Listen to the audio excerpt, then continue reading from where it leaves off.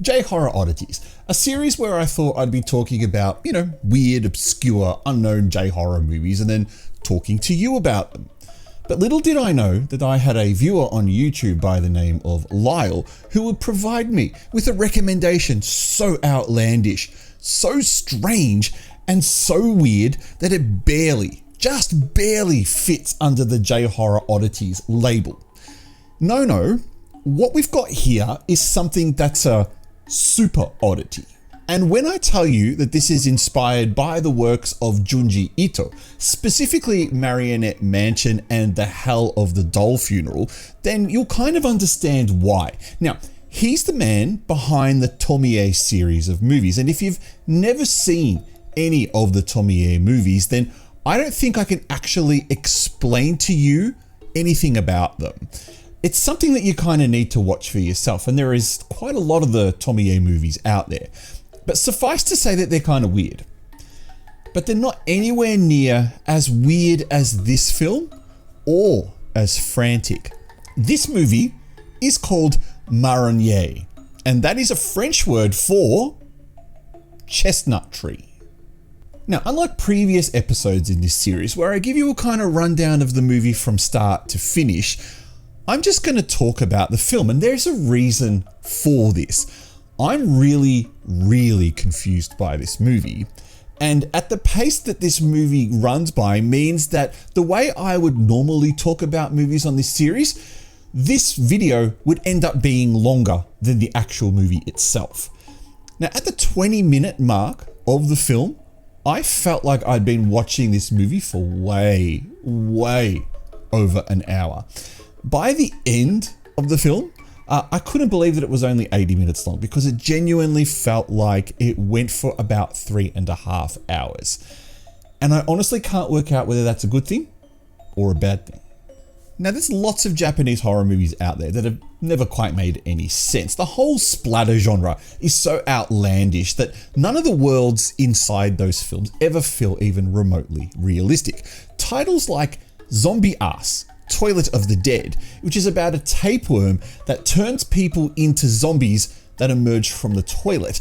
Or how about Attack Girl Swim Team versus the Undead, where a duo of schoolgirls must stop a zombie outbreak that's caused by a vaccination in a high school that's gone wrong, and then they also need to destroy a demon by shooting a laser from their vagina. I'm not making that up, by the way. This is another movie that makes no sense, but when you kind of think about it, it's not that bad of a film. It's not great, but it's not bad.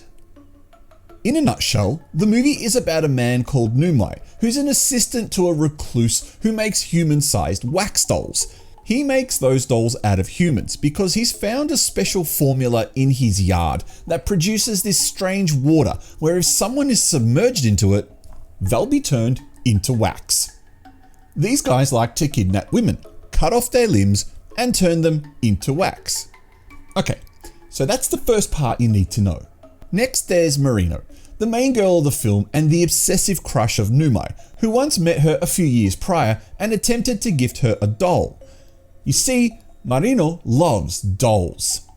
Along with her friend, they visit a dressmaker who creates a wedding dress for one of Marino's dolls. And during this scene, there's a weird lesbian style photo shoot with Marino and her bestie, who appears to have a genuine crush on her. This dressmaker knows Numai and the crazy doll maker because they buy dresses off her for their dolls. Numai kidnaps the dressmaker and turns her into a doll. Now you're thinking, where am I going with this? Trust me, I'm doing the best I can. We find out that the crazy doll maker has killed his wife because he hadn't had sex with her for 15 years, but it was actually his fault as he would prefer to play with his dolls than his sexy wife, who's in her prime. So he kills her in the lake, which is how he discovers it can turn people into wax. But we already know that bit, right?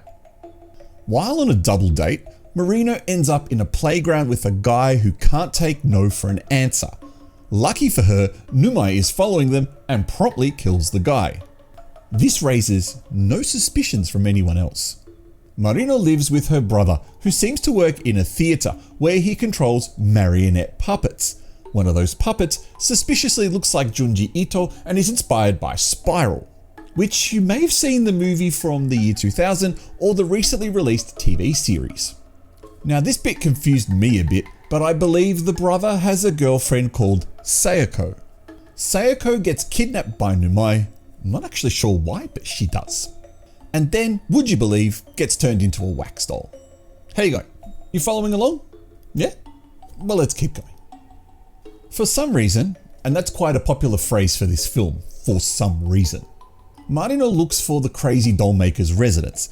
I think it's because she wants one of his dolls, but I'm not sure she knows that Numai is his assistant. She meets a lovely man who drives her close to his house, where she's immediately captured and tied to a chair. She uses her mobile phone to send an SOS message to her brother, but because her brother didn't take his phone to work with him, he doesn't read the message until he gets home. He then meets up with the best friend and they go rescue Marino.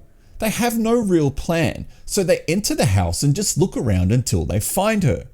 She's already managed to break free though in a previous scene. The brother gets killed and Numai chases the girls out of the house, through a field and down a ravine. He gets his foot caught in a bear trap, but somehow manages to find the best friend and turns her into a wax doll. We are almost at the end. And the end scene involves Marino waking up under a whole bunch of sheer sheets with Numai chasing her. In this room appears to be all the other wax dolls that have been created who kind of help Marino to kill him. The movie then ends with a scene where it appears she's being controlled like a marionette doll. Now I wouldn't be surprised if the Japanese picked the name of this movie thinking it meant something along the lines of marionette without realizing it was the French word for chestnut tree.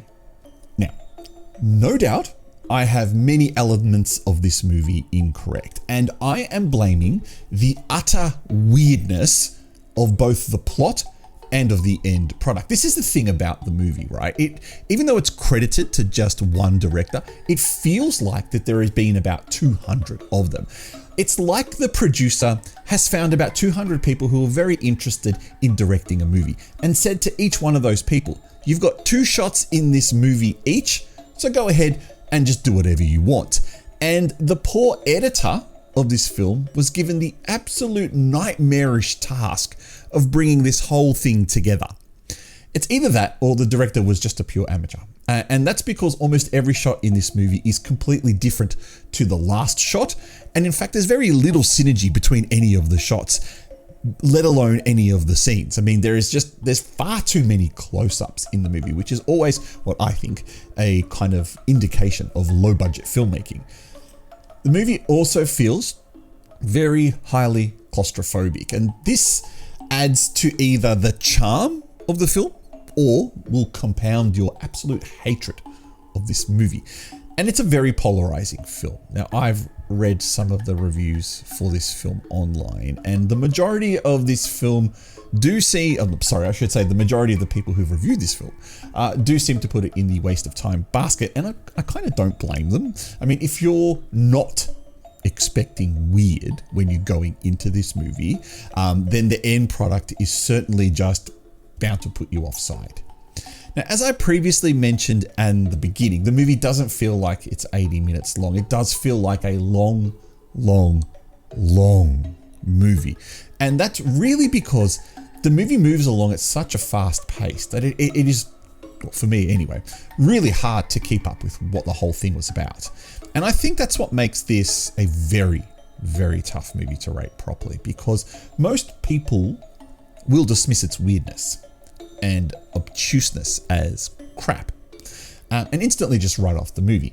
But by that same token, Tokyo Gore Police is lauded as a fantastic movie. Now, let me just state on the record that I absolutely adore Tokyo Gore Police, one of my favorite Japanese movies of all time. But let's not kid ourselves and pretend that that was not a very weird-assed movie. So thus, I'm kind of left with a bit of a conundrum, because by definition of Japanese oddities, as the series is called, this is a clear 5 out of 5 because it is so obscenely weird and so obscenely odd. But quite frankly, I don't want someone to watch this review in a couple of years' time and think that I'm an idiot who loved this movie, because I didn't. I didn't love it. I didn't hate it. But I'm very ambivalent towards it. So, but I suppose it does need a rating. So use the patent pending ghost rating, which stands for great horror or stupid trash. I will give this 2 ghosts, just for the sheer weirdness of the end product. And it utterly crazy film. The close-ups will get you. The chopping and changing of the story will get you. It's told in such an odd order that it's kind of hard to keep track of. It's only available on DVD, so the picture quality is not the greatest, as you can see from all the footage that I've been showing on the screen. So, there's a lot of things that work against this movie. But I suppose at the time of release, it was probably something that pure J-horror fans would have looked at and thought that that's the genre in a nutshell to me. Anyway, I am the Odddities. You are watching Shockmania. You are watching the J-Horror Oddity series. Thank you so much for tuning in. Thank you for the recommendation, Lyle. You have given me a couple more, but I'll take a breather in between those and go back to looking at a few others that I've got on my plate. Anyway, if there is any movie that you think I should look at, I just said that, leave a comment below. Otherwise, like, subscribe, all other jazz, and I will hopefully catch you next time.